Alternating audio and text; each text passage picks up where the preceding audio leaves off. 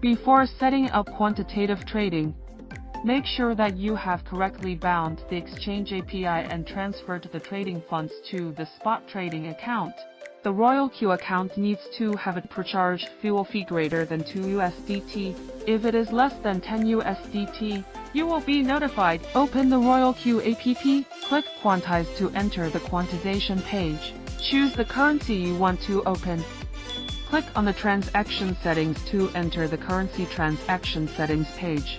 Set strategy parameters, or you can click Get Suggested Strategy to get the platform's default recommended strategy. After setting the strategy parameters, click Confirm. After the transaction setting is completed, click Start in the lower right corner.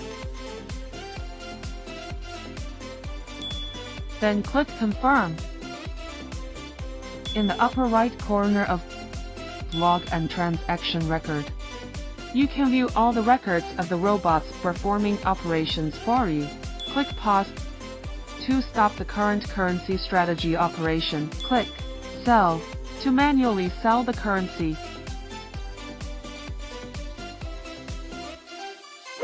Royalq.